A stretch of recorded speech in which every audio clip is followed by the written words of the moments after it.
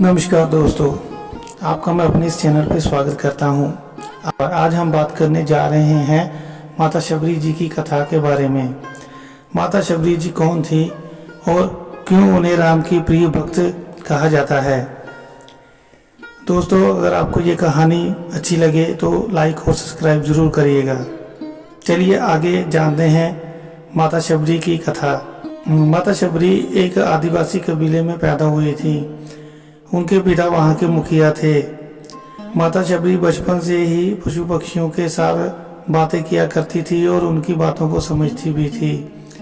उनकी माता ने उनको बहुत ही प्रेम से पाल पोस कर बड़ा किया था।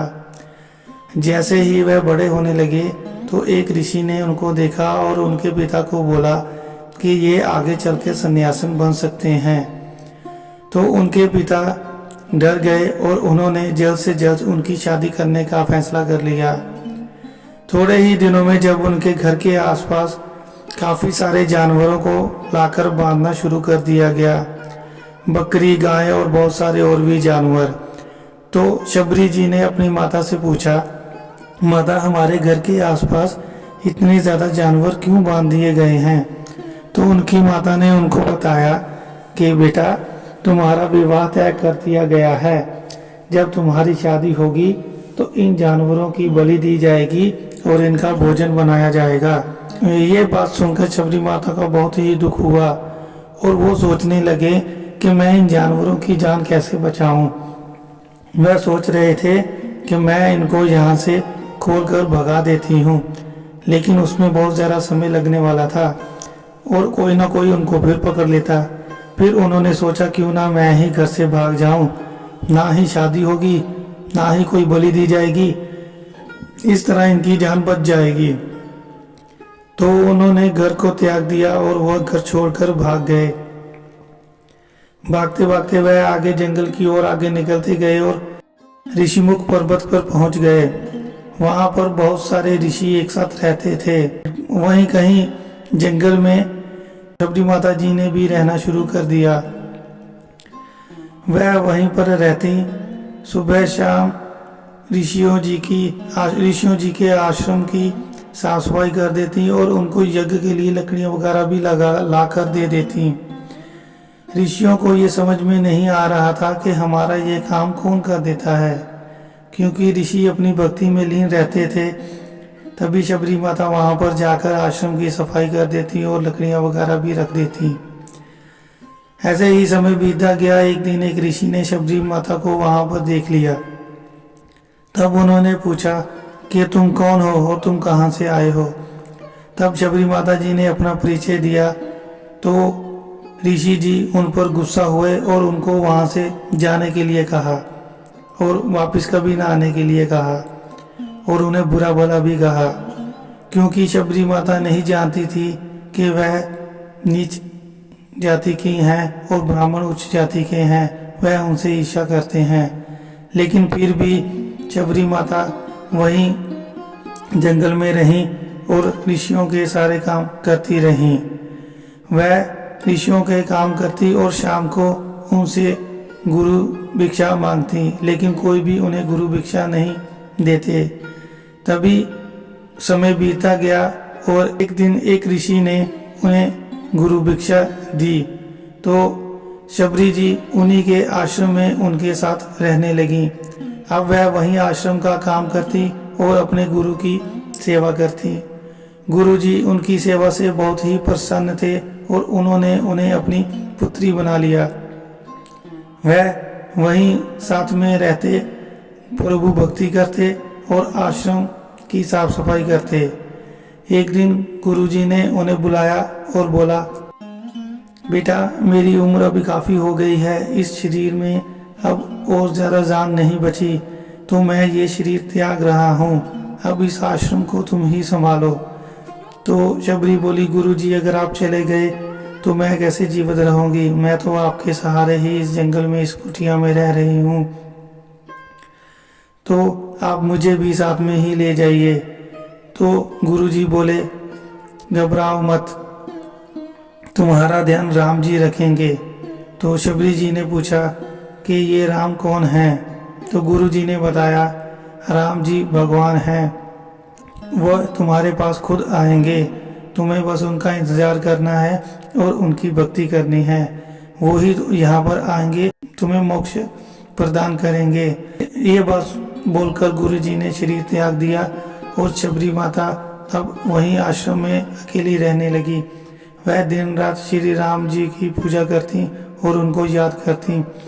हर रोज वह सुबह फूल लेके आती, पूरे आश्रम को फूलों से सजाती।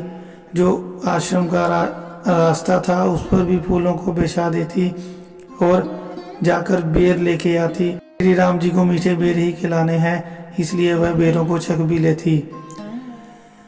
ऐसे करते हुए काफी समय बीत गया। एक दिन शबरी बाहर तालाब के पास पानी भरने गई तो एक ऋषि ने उसे देखा और उसे बुरा भला बोला और उसे अशुद्ध कहकर बोला कि सारा पानी तुमने अशुद्ध ने खराब कर दिया है, सारा पानी तुमने दूषित कर दिया है। और उसने शबरी के माथे पर एक पत्थर मार दिया। जैसे ही वो पत्थर लगा तो खून की एक बूंद उस तालाब में जाकर गिर गई और उस तालाब का सारा पानी लाल रंग का हो गया। ऋषि ने उसके बाद बहुत सारी विद्याओं का प्रयोग किया ताकि उस तालाब के पानी को फिर से साफ कर दिया जाए, लेकिन वह असफल रहे और वह पानी लाल का लाल ही रहा। काफी समय बीतने के बाद जब श्री राम जी वहां पर अपनी पत्नी सीता को ढूंढते ढूंढते पहुंचे, तब ऋषिगण ने श्री राम जी को पहचाना और उन्हें प्रणाम किया। प्रार्थना की कि ये तालाब का पानी सदियों से ऐसे ही अशुद्ध हो चुका है, आप इसमें अपने चरण डालकर इसे शुद्ध करें ताकि ये साफ हो जाए। जब प्रभु जी ने उस पानी को देखा वह पूरा लाल का लाल था। फिर उन्होंने इसका कारण पूछा। तब ऋषियों ने बताया कि ऐसे करके एक शबरी नाम की बुढ़िया है जो कि अछूत है, उसकी वजह से ये सब हुआ और उसे हमने पत्थर मारा। तब श्री राम जी ने उनसे बोला कि आपके जो अपमानित शब्द उनको बोले और जो बुरा व्यवहार किया है उसी वजह से ये सब हुआ है। तब श्री राम जी ने उनसे पूछा कि वह माता कहाँ है, मुझे उनसे मिलना है। तब श्री राम जी उनकी कुटिया की ओर जा रहे थे, तभी शबरी उनको रास्ते में मिल गई और उन्होंने श्री राम जी को पहचान लिया। वह बहुत ही प्रसन्न हुई और उन्हें बोला, प्रभु आप मेरे साथ मेरी कुटिया में चलें। तब वह उन्हें अपनी कुटिया पे ले गई। उसने रास्ते में फूल बिछाए हुए थे ताकि प्रभु के चरणों में कहीं कोई कांटा या पत्थर न चुभ जाए। सारी कुटिया को उसने अच्छे से फूलों से सजाया हुआ था। श्री राम जी को वहां पर बैठाकर फिर जल्दी से वह गई, ताजे बेर तोड़कर लाई और मुंह से चखकर श्री राम जी को देने लगी ताकि मीठे बेर ही श्री राम जी खाएं। जब वह वो बेर दे रही थी तो लक्ष्मण जी ने श्री राम जी से कहा, प्रभु ये बेर तो झूठे हैं, ये आप कैसे खा सकते हैं। तो श्री राम जी ने बोला, लक्ष्मण ये बेर झूठे नहीं, ये बेर मीठे हैं। शबरी माता हमें मीठे बेर ही खिलाना चाहती है, दूसरे नहीं।